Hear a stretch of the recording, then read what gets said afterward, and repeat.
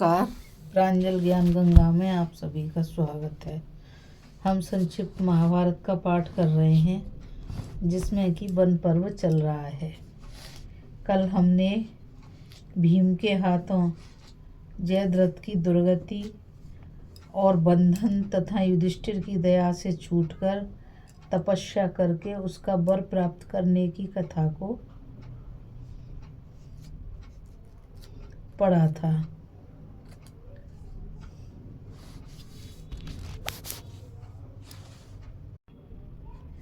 और आज हम कथा में श्री राम आदि का जन्म, कुबेर तथा रावण आदि की उत्पत्ति, तपस्या और वर प्राप्ति की कथा को पढ़ेंगे। तो चलिए प्रभु श्री राम के जन्मोत्सव में आप और हम सम्मिलित होते हैं और श्री राजा रामचंद्र की जय बोलते हैं। साथ में पवन सुत हनुमान, माँ भगवती सीता मैया और लखनलाल की भी जय। तो कथा शुरू करते हैं जो कि इस प्रकार है। जन्मेजय ने पूछा, वैशंपायन जी, इस प्रकार द्रौपदी का हरण हो जाने पर महान कष्ट उठाने के बाद मनुष्यों में सिंह के समान पराक्रमी पांडवों ने क्या किया? वैशंपायन जी कहते हैं, राजन, जैसा कि मैंने बताया है, जयद्रथ को जीतकर उसके हाथ से द्रौपदी को छुड़ा लेने के पश्चात धर्मराज युधिष्ठिर मुनि मंडली के साथ बैठे थे।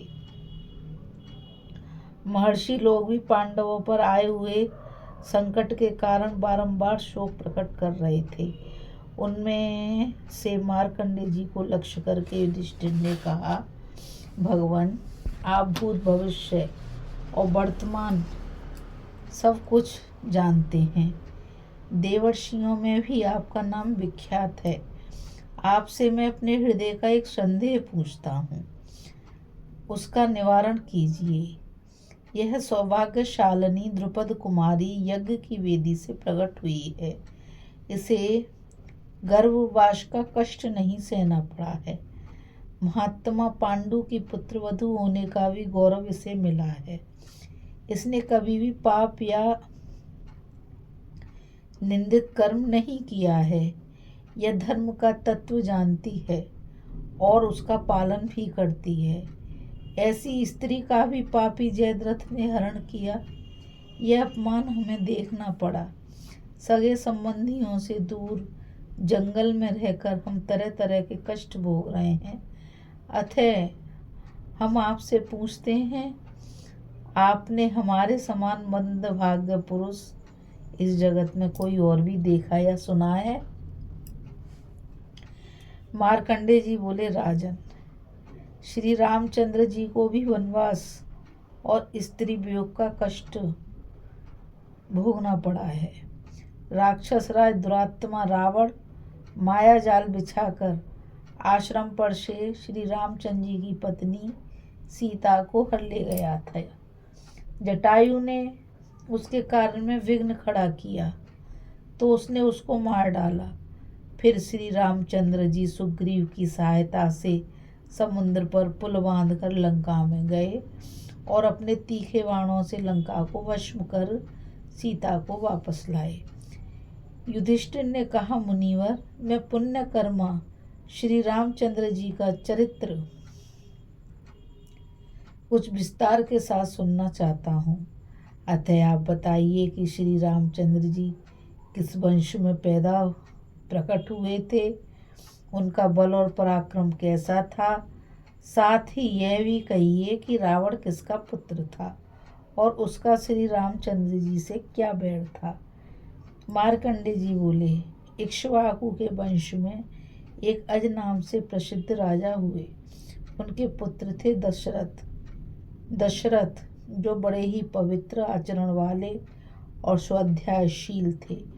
दशरथ के धर्म और अर्थ का तत्व जानने वाले 4 पुत्र हुए, राम, लक्ष्मण, भरत और शत्रुघ्न। राम की माता कौशल्या थी, भरत की केकई तथा लक्ष्मण और शत्रुघ्न सुमित्रा के पुत्र थे। विदय देश के राजा जनक की एक पुत्री थी जिसका नाम था सीता। उसे स्वयं विधाता ने ही श्री रामचंद्र जी की प्यारी रानी होने के लिए रचा था। इस प्रकार मैंने यह राम और सीता के जन्म का वृतांत तुम्हें बताया है। अब रावण के जन्म की कथा सुनो। संपूर्ण जगत की सृष्टि करने वाले स्वयंभू ब्रह्मा जी रावण के पितामह थे। उनके परम प्रिय मानस पुत्र पुलस्त जी थे। पुलस्त जी की पत्नी का नाम था गो। उससे वैश्रवण कुबेर नामक पुत्र हुआ। वह पिता को छोड़कर पितामह की सेवा में रहने लगा। इससे पुलस्त को बड़ा क्रोध हुआ और उन्होंने योग बल से अपने आप को ही दूसरे शरीर से प्रकट किया। इस प्रकार आधे शरीर से रूपांतर धारण कर पुलस्त जी विशर्वा नाम से विख्यात हुए। वे विशर्वण पर सदा कुपित रहा करते थे, किंतु ब्रह्मा जी उस पर प्रसन्न थे, इसलिए उन्होंने उसको अमरत्व प्रदान किया, धन का स्वामी और लोकपाल बनाया। महादेव जी से उसकी मित्रता कराई और नलकूबर नामक पुत्र प्रदान किए। उन्होंने राक्षसों से भरी लंका को कुबेर की राजधानी बनाया और उन्हें इच्छानुसार विचरने वाला एक पुष्पक नाम का विमान दिया। इतना ही नहीं, ब्रह्मा जी ने कुबेर को यक्षों का स्वामी बना दिया और उसे राज की उपाधि भी दी। पुलस्त के आधे देह से जो विशर्वा नामक मुनि प्रकट हुए थे, वे कुबेर को कुपित दृष्टि से देखने लगे। राक्षसों के स्वामी कुबेर को यह बात मालूम हो गई थी, मेरे पिता मुझ पर नाराज हैं, अतः वह उन्हें प्रसन्न रखने का प्रयत्न करने लगे। उन्होंने 3 राक्षस कन्याओं को पितामह की सेवा में नियुक्त किया। वे बड़ी सुंदरी और नाचने गाने में निपुण थीं। तीनों ही अपना भला चाहती थीं, इसलिए एक दूसरे से लांग डांट रखकर सदा महात्मा विशर्वा को संतुष्ट करने का प्रयत्न किया करती थीं। उनके नाम थे पुष्पोत्कटा, राका और मालिनी। मुनि उनकी सेवाओं से प्रसन्न हो गए और प्रत्येक को लोकपालों के समान पराक्रमी पुत्र होने का वरदान दिया। पुष्पोत्कटा के 2 पुत्र हुए, रावण और कुंभकर्ण। इस पृथ्वी पर इनके समान बलवान दूसरा कोई नहीं था। मालिनी से एक पुत्र विभीषण का जन्म हुआ। राका के गर्भ से एक पुत्र और एक पुत्री हुई। पुत्र का नाम खर था और पुत्री का नाम शूर्पणखा। विभीषण इन सब में अधिक सुंदर, भाग्यशाली, धर्मरक्षक और सत्कर्म कुशल था। रावण के 10 मुख थे, वह सबसे ज्येष्ठ था। उत्साह, बल और पराक्रम में भी वह महान था। शारीरिक बल में कुंभकर्ण सबसे बड़ा चढ़ा था। मायावी और रणकुशल तो था ही, देखने में भी बड़ा भयंकर था। खर का पराक्रम धनुर्विद्या में बढ़ा हुआ था। वह मांसाहारी और ब्राह्मणों का द्वेषी था। शूर्पणखा की आकृति बड़ी भयानक थी। वह सदा मुनियों की तपस्या में विघ्न डालती रहती थी। एक दिन महान समृद्धि से युक्त हो पिता के साथ बैठे थे। एक दिन कुबेर महान समृद्धि से युक्त हो पिता के साथ बैठे थे। रावण आदि ने जब उनका वह वैभव देखा तो उनके मन में डाह पैदा हुई। उन सब ने तपस्या करने का निश्चय किया। ब्रह्मा जी को संतुष्ट करने के लिए उन्होंने घोर तपस्या आरंभ कर दी। रावण एक पैर से खड़ा हो पंचाग्नि तापता हुआ वायु के आहार पर रहकर एकाग्र चित्त से 1000 वर्ष तक तपस्या करता रहा। कुंभकर्ण ने भी अहंकार का संयम किया। वह भूमि पर सोता और कठोर नियमों का पालन करता था। विभीषण केवल एक सूखा पत्ता खाकर रहने लगा। उनका भी उपवास में ही प्रेम था। वे सदा जप करते थे। कुंभकर्ण और विभीषण भी उतने ही वर्षों तक कठोर तप किया। खर और शूर्पणखा ये दोनों तपस्या में लगे हुए अपने भाइयों की प्रसन्न चित्त से सेवा करते थे। 1000 वर्ष पूरा होने पर रावण ने अपने मस्तक काट काट कर अग्नि में उनकी आहुति दे दी। उसके इस अद्भुत कर्म से ब्रह्मा जी संतुष्ट तथा प्रसन्न हुए। उन्होंने स्वयं जाकर उन सबको तपस्या करने से रोका और सबके पृथक पृथक वरदान का लोभ दिखाते हुए कहा, पुत्रों, मैं तुम सब पर बहुत प्रसन्न हूँ। वर मांगो और तप से निवृत्त हो जाओ। एक अमृत छोड़कर जो जिसकी इच्छा हो मांग लो, वह पूर्ण होगी। रावण की ओर लक्ष्य करके कहा, तुमने महत्वपूर्ण पद प्राप्त करने की इच्छा से अपने जिन मस्तकों की आहुति दी है, वे सर्वपूर्वतः तुम्हारे शरीर में जुड़ जाएंगे। तुम इच्छा अनुसार रूप धारण कर सकोगे तथा युद्ध में शत्रुओं पर विजयी होगे। इसमें तनिक भी संदेह नहीं है। रावण बोला, गंधर्व, देवता, असुर, यक्ष, राक्षस, सर्प, किन्नर तथा भूतों से भी मेरी कभी पराजय न हो।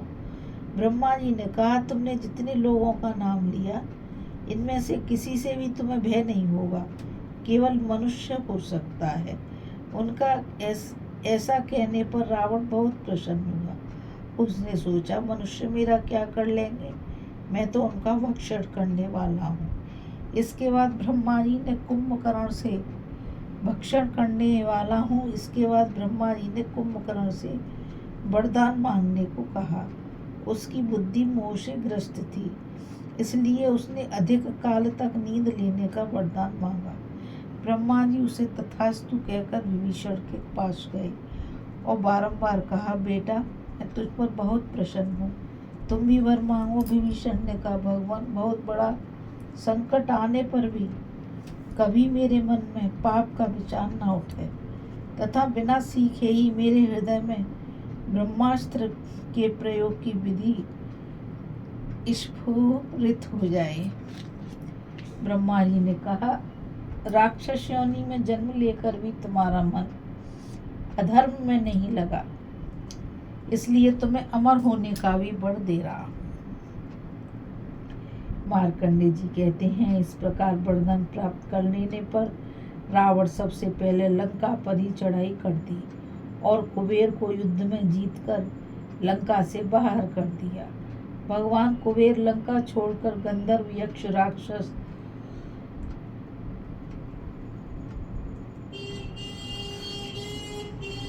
और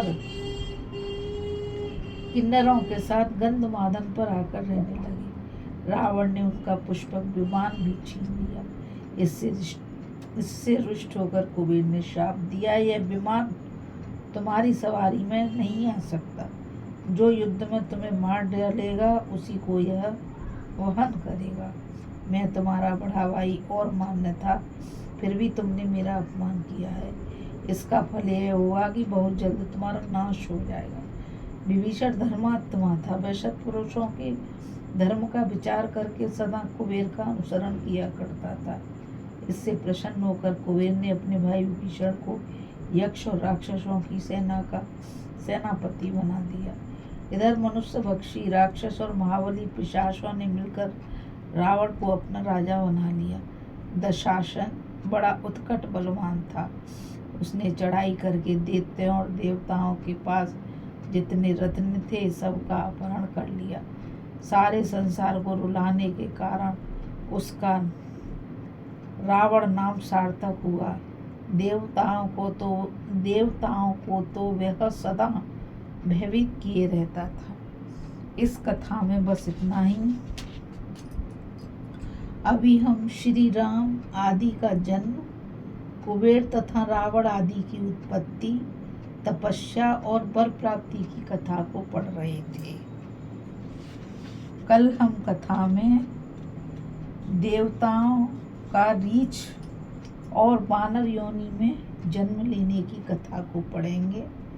अब मुझ गीता रावत को आज्ञा दीजिए, कल फिर मिलेंगे एक नई कथा के साथ। और मैं आप सभी से यही कहना चाहूँगी कि इस चैनल को आप सभी जो इस कथा को सुन रहे हो ज़्यादा से ज़्यादा लाइक करिए, शेयर करिए तथा सब्सक्राइब करिए, ताकि यह अमूल्य ज्ञान अधिक से अधिक लोगों तक पहुंच सके। राधे राधे, जय श्री कृष्णा, नमस्कार।